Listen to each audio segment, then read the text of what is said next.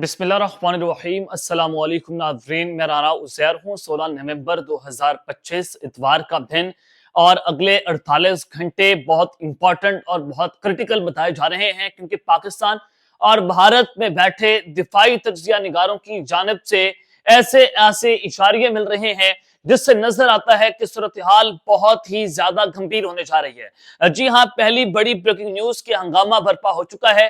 पाकिस्तान और इंडिया के बॉर्डर इस वक्त दहल उठे हैं। जो लाहौर का सेक्टर है, वहां से कुछ गैर मामूली खबरें आ रही हैं और वहां पर कशीदगी इस वक्त अरूज पर पहुंच चुकी है और नई जंग का तिबल बच चुका है।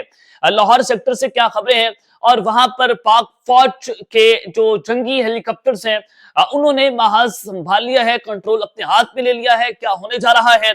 और दूसरी जानिब जो भारत की जानिब से इस वक्त उनका एयर डिफेंस सिस्टम अचानक से एक्टिवेट कर दिया गया है, सैटेलाइट सिस्टम एक्टिवेट कर दिया गया है। इस हवाले से भी कुछ अहम तरीन तफसीलात हैं जो आपके सामने रखी जाएंगी कि रातों रात ये पूरी की पूरी कहानी, पूरी की पूरी बसात जो है उसको उल्टा कर रख दिया है और उल्टी गिनती शुरू हो गई है। ये डिटेल्स बड़ी इंपॉर्टेंट है। आगे बढ़ने से पहले मेरी आप सबसे दरख्वास्त होगी कि आपने इस चैनल को लाजमी सब्सक्राइब करना है, वीडियो को लाइक करें, शेयर करें, कमेंट सेक्शन में आपने पाकिस्तान जिंदाबाद, पाक फौज जिंदाबाद का नारा भी जरूर कमेंट में लगाना है। जनाब, अगले 48 घंटे क्यों इंपॉर्टेंट है, आपने सबसे पहले तो ये समझना है। मैं फिर खबरों की जानिब बढ़ूंगा कि भारत पाकिस्तान के ऊपर एक बहुत बड़ी सर्जिकल स्ट्राइक जो है वो कर सकता है। भारत में बैठे जो दिफाई तज्जिया निगार हैं, ये पाकिस्तान के डिफेंस एनालिस्ट हैं, उनका ये ख्याल है कि भारत अगले 48 से 72 घंटों में एक बड़ी शरारत जो है वो करने जा रहे हैं। दिल्ली फोर्ट अटैक हो, फिर श्रीनगर में पुलिस स्टेशन के ऊपर हमला हो, जहां पर कहा गया कि हम जो है हमने दहशतगर्दों से कुछ बारूदी मवाद हासिल किया, अमोनियम नाइट्रेट बरामद किया, हम उसको टेस्ट कर रहे थे, उसको एनालाइज कर रहे थे और वहां पर ये धमाका होता है जिसके नतीजे में ये 9 लोग जो है वो जान बहक हुए और 30 के करीब लोग जो है वो जख्मी हुए। फिर भारत जो है उनकी फौज, उनकी पुलिस जो है वो लगातार श्रीनगर से, कश्मीर से, पुलवामा से, हरियाणा से ऐसे ऐसे लोगों को गिरफ्तार कर रही है, डॉक्टर्स को, एमबीबीएस स्टूडेंट्स को, जिनके ताने बाने ये पाकिस्तान के साथ जोड़ रहे हैं। अब श्रीनगर अटैक है, उसके ताने बाने जोड़ रहे हैं दिल्ली अटैक के साथ, और इन दोनों अटैक के जो ताने बाने पाकिस्तान के साथ जोड़ने की कोशिशें की जा रही हैं कि यही पाकिस्तान ने अटैक कर दिया है। यानी कि भारत इस कदर आज जो है वो ग्रेट गेम का उसने आगाज कर दिया इस हफ्ते के अंदर, और वो इसराइल की मदद से टेक्नोलॉजी हासिल कर रहा है और मई से लेकर नवंबर तक इन 5-6 महीनों के अंदर उसने इसराइल और अमेरिका की मदद से अपने उसने वीकनेस जो है उसको ठीक किया है, जो उसको मई में जंग के अंदर देखने को मिली थी। यानी कि एयरफोर्स ने उनको चकमा दिया, हमारी एयरफोर्स ने बर्बाद करके रख दिया। तो वो इन तमाम चीजों के ऊपर जो है वो ओवरकम कर रहे थे। तो इस सारी सिचुएशन के अंदर अगर आप सूरत हाल को एनालाइज करें कि अगले एक हफ्ते के अंदर उनकी बरतानी फौज के साथ जो है वो जंगी मशकें शुरू होने जा रही हैं और भारत जो है उनकी जानिब से बाबा बनारस नामी अकाउंट्स हो या दीगर एक्स अकाउंट्स और रॉक है, उनकी तरफ से वो ये बता रहे हैं कि अब की बार जो अटैक है वो हाई प्रोफाइल शख्सियात को होगा, आर्मी की शख्सियात को होगा, या फिर जो पिंडी कैंट है उसको टारगेट करना है। और इस्लामाबाद कैंट के जो अटैक हुआ था या वाना कैडेट कॉलेज का अटैक था, अब इस्लामाबाद की अगर बात करें तो उनके दहशतगर्द हमने पिंडी से गिरफ्तार किए और पिंडी से गिरफ्तार किए। उसके बाद इसराइल ने बताया कि वो जो दहशतगर्द हैं, वो जो सुसाइड बॉम्बर्स थे, वो पिंडी कैंट की रेकी भी कर रहे थे। अब वो जो टीटीपी की प्रॉक्सी है वो कौन चलाता है? वो भारत चलाता है, वो अफगानिस्तान चलाता है।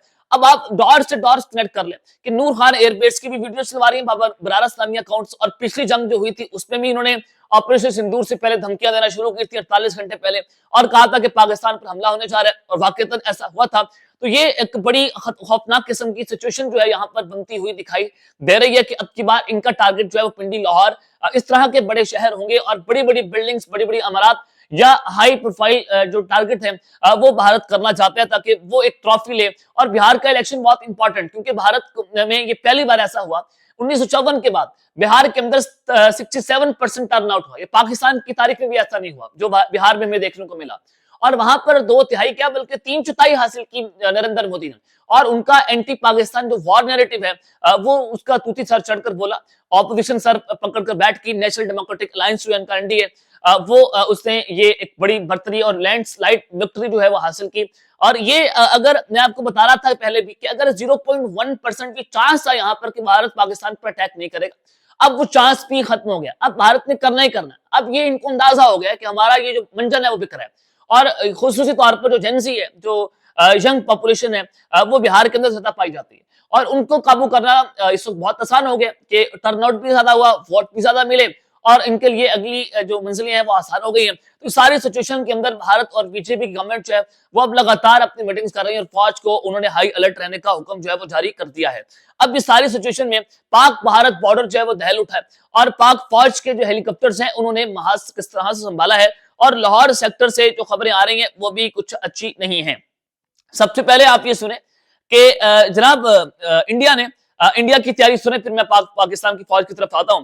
Amide fears of Indian retaliation after the Delhi blast, Pakistan army aviation helicopters conducted air drills over Jhelum city in Punjab. उन्होंने कहा कि इंडिया की तरफ से एक रिटेलिएशन, इंडिया पाकिस्तान पर एक बहुत बड़ा हमला करने जा रहा है और उस खतरे बाबा बनारस इस्लामी अकाउंट है जो रॉ चला रही है, जो इंडिया की आर्मी का बयानिया चलाती है या फिर उनके कहने पर खबरें चलवाई जाती हैं। तो उन्होंने कहा कि इंडिया की रिटेलिएशन है, दिल्ली फोर्ट के हमले के बाद पाकिस्तान को खतरा है कि इंडिया हमारे ऊपर अटैक करेगा, तो पाकिस्तान आर्मी के जो एविएशन के हेलीकॉप्टर्स हैं उन्होंने जेलम सिटी के अंदर अपनी एयर ड्रिल्स हैं उनको शुरू कर दिया। अब सबसे इंपॉर्टेंट जेलम सिटी है, कैसे कि ये जो गुरहा सालिम एयरबेस है वहां से ये ऑपरेट हो रही है और जेलम से जो वाघा बॉर्डर है वो तकरीबन 190 किलोमीटर पर है। They know what is happening in background। वो कह रहे हैं कि पाक फौज को पता है कि इस वक्त बैकग्राउंड पर क्या चल रहा है और इंडिया पाकिस्तान पर हमला करने जा रहा है। ये बाबा बनारस नामी जो रॉ का अकाउंट है वो ये ट्वीट कर रहा है कि पाकिस्तान के जो वाकई कुछ वीडियोस भी सामने आई हैं, पाकिस्तान के हेलीकॉप्टर्स जो हैं वो जेलम पर अपनी एयर ड्रिल्स कर रहे हैं और काफी ज्यादा तादाद के अंदर, और ये गैर मामूली अनयूजुअल एक्टिविटीज है पाकिस्तान। इसका मतलब यह है कि हम हाई अलर्ट के ऊपर है, हमने आंखें बंद नहीं की। अफगानिस्तान का बॉर्डर हो या इंडिया का बॉर्डर हो, पाकिस्तान ने यह तय कर लिया, हमें तैयार रहने का हुक्म जारी कर दिया गया, चाहे वो PAF हो, हमारी पाक आर्मी हो, कि आप हाई अलर्ट पर रहें, कुछ भी बड़ा हो सकता है। इंडिया अफगानिस्तान से भी हमला करवा सकता है और इंडिया खुद भी पाकिस्तान के बॉर्डर पर अटैक कर सकता है और इस वजह से हमारे जो जंगी हेलीकॉप्टर्स हैं उन्होंने महाज जो है वो संभाला हुआ है।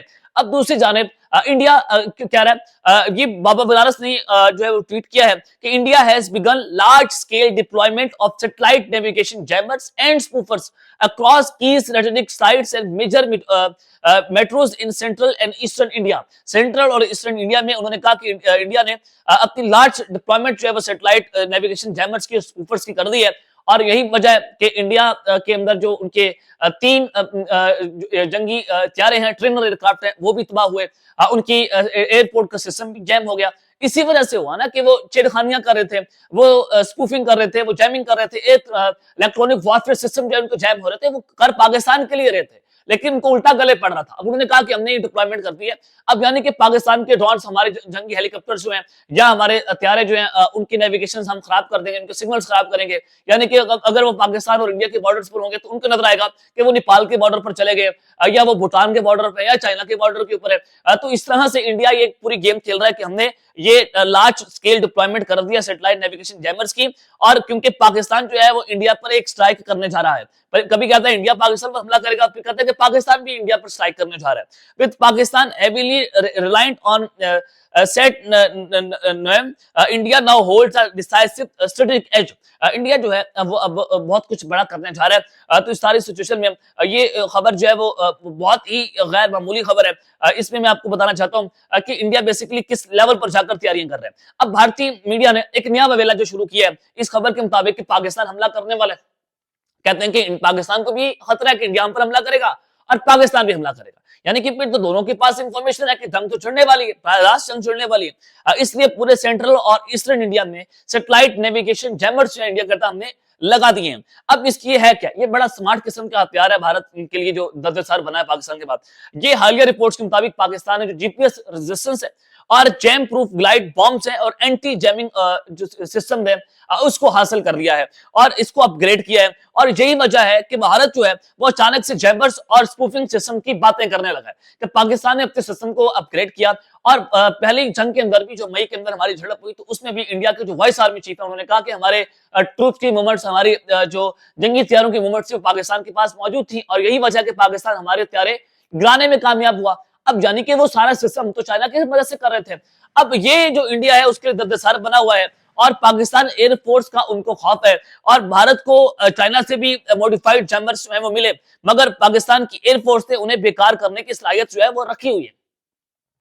भारत और चाइना के दरमियान भी कुछ ना कुछ चलता रहता है, लेकिन पाकिस्तान की एयरफोर्स है वो इतनी जनाब बेखबर नहीं है। उनको भी पता है और हम भी अपने एंड के ऊपर अपनी जो डिफेंस कैपेबिलिटीज हैं हम खुद सर उसको बेहतर करने की कोशिशें कर रहे हैं। तो ये जो नेविगेशन ब्लैकआउट है इसका मतलब ये है कि भारतीय ड्रोन जो हैं वो गलत समत के अंदर जो है भाग सकते हैं। जो भारत ने जैमर्स लगाकर अपनी ही एयरफोर्स को खतरे के अंदर डाल दिया और उनको उनका रिजल्ट भी देखने को मिला। वो कह रहे हैं हमने जैमर्स लगा दिए, उनके अपने तैयारे तबाह, उनकी दिल्ली के एयरपोर्ट की सिचुएशन आपके सामने हुई कि उनका साइबर सिस्टम जो है वो बैठ गया और फिर भारतीय जेट अपनी ही पोजीशन जो है वो गलत रिपोर्ट कर देंगे। जैसे इनके 3 एयरक्राफ्ट जो है वो स्पूफिंग जैमिंग के तहत जो है वो तबाह हुए अपनी वॉर एक्सरसाइजेस के दौरान। और उसके अलावा जो फ्रंट एंड फोर सिस्टम्स हैं उसका रिस्क जो है वो भी बढ़ सकता है। तो ये एक स्ट्रेटेजिक एज नहीं है, ये तो मोदी हुकूमत की बुकलाहट है जो ये बता रही है कि भारत जो है वो कुछ बड़ा करने जा रहा है। और अगर भारत कुछ बड़ा करता है तो उसका जवाब मई से बड़ा होगा। जो DCI-SPR ने भी कहा कि हम उससे ज्यादा खतरनाक और मौके पर जवाब देंगे, एक लम्हे के अंदर जवाब देंगे, हम किसी के सुने नहीं बल्कि हमला करके फिर पूछेंगे कि हाँ अब बताओ क्या कर रहे हैं। तो ये तफसीलात हैं जो मैंने आपके सामने रखी हैं। और लाहौर सेक्टर के अंदर भी कुछ गैर मामूली नकलो हरकत पाकिस्तान की आर्मी की जो एविएशन के हेलीकॉप्टर्स हैं उनकी देखी गई है। तो इंडिया भी इसके ऊपर रिपोर्टिंग कर रहा है। अब तक के लिए इतना ही, अपना ख्याल रखिएगा और इस चैनल का प्रयास भी है अल्लाह ने के बाद। पाकिस्तान जिंदाबाद।